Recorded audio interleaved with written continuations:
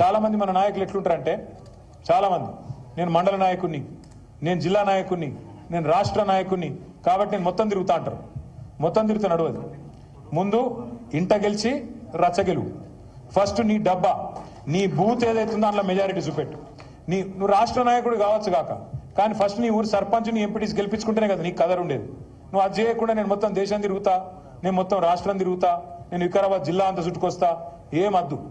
నీ ఊళ్ళో నువ్వు ఎంపీటీసీ గెలిపి, సర్పంచ్ గెలిపి, నీ బూత్ల మెజారిటీ తీసుకురా, అప్పుడే నువ్వు దార్కార్ లీడర్ అని నేను ఒప్పుకుంటా. లేకపోతే మాత్రం ఎన్ని డైలాగులు కొట్టినా లాభం లేదని నేను కూడా అనుకోవాల్సి వస్తుంది.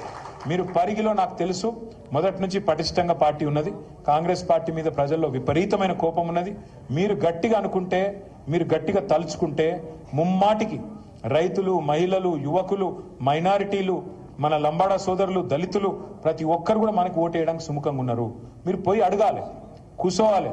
ఆయనకి మనోళ్ళు ఎట్లా చేస్తారు, ఎలక్షన్ రాగానే పాంప్లెట్ పట్టుకొని ఇట్లా వరకు అట్లా పోతారు. గై నడవై. ఇప్పుడు మీరు ఆపోజిషన్లు ఉన్నారు, కూర్చోవాలి, ముచ్చట పెట్టాలి, బుద్రకియాలి. అవసరమైతే మన పాత ఏమైనా చిన్న చిన్న మన వైపు నుంచి ఏమైనా తప్పులు జరిగితే కడుపులో తల పెట్టాలి, అల్మించుకోవాలి. అట్లుండాలి. కానీ ఇట్లా వరేసి స్టైల్ కాయా తమి ఓటై నైట్ వెళ్తా పద్ధతి. ఎందుకంటే వాడు కాంగ్రెస్ వాడేమో పైసలు ఇస్తాడు, వాడు అడ్డగోలు పైసలు మంచుతాడు. వాళ్ళు విపరీతమైన పైసల సంపాదన మీద బిజీగా ఉన్నారు. వాడు ఇష్టం ఉన్నట్టు చల్లుతాడు. మరి మనం కొట్లాడాలంటే కనీసం ప్రజల ప్రేమ మనకు ఉండాలన్నా లేదా? కొద్దిగా టైం తీసుకోండి, కొద్దిగా ఒళ్ళు వంచుండ్రి. ఇంతకుముందు మా తమ్ముడు చెప్పినట్టు నిజమే, నేను ఒప్పుకుంటా.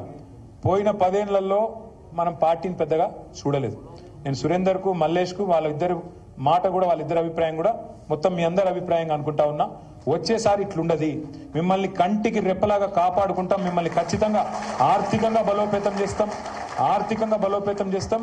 వారంలో ఖచ్చితంగా 1 రోజు 2 రోజుల్లో పార్టీ నిర్మాణం మీద కూడా దృష్టి పెట్టి ప్రభుత్వంలోకి వచ్చిన తర్వాత కూడా తప్పకుండా పార్టీని కూడా ఇదే పద్ధతిలో జనరల్ బాడీ మీటింగ్లు రెగ్యులర్గా పెట్టాలి. తెలుగుదేశంలోకి వచ్చినవేంది? ఎందుకంటే తెలుగుదేశంలోకి వచ్చిన అది ఉంటుంది. జనరల్ బాడీ మీటింగ్లు ఉండాలి, రెగ్యులర్గా కలవాలి, రెగ్యులర్గా ముచ్చట పెట్టాలి, డైరీ రాయాలి, ఇవన్నీ ఉంటాయి. అంతేనా? సో అదే పద్ధతుల్లో మనం కూడా పెట్టుకుందాం. ఇక ఎవడెవడో మాట్లాడతాడు తలమాసినోడు. ఎవడు అంటాడు బీఆర్ఎస్ ఉండనే ఉండదు, బీజేపీలో పోతుంది అంటాడు. మనకేం కర్మ, నాకు అర్థం కాదు. తెలంగాణ ఉన్నంత కాలం ఈ గులాబీ కండువా ఉంటుంది, బరాబర్ ఉంటుంది. ఖచ్చితంగా ఈ రెండు పార్టీలకు 3 చెర్ల నీళ్లు తాగిచ్చి మళ్ళొక్కసారి డంకా బజాయించి కేసీఆర్ గారిని ముఖ్యమంత్రి చేసుకుందాం. మన రాష్ట్రాన్ని కాపాడుకుందాం. జై తెలంగాణ. ఇప్పుడు పెద్దలు కూసరు పెద్దలు కొంతమంది మాజీ సర్పంచులు ఇంకా సీనియర్ నాయకులు చేరుతా ఉన్నారు. పూడూరు సర్పంచ్ నరసింహారెడ్డి గారు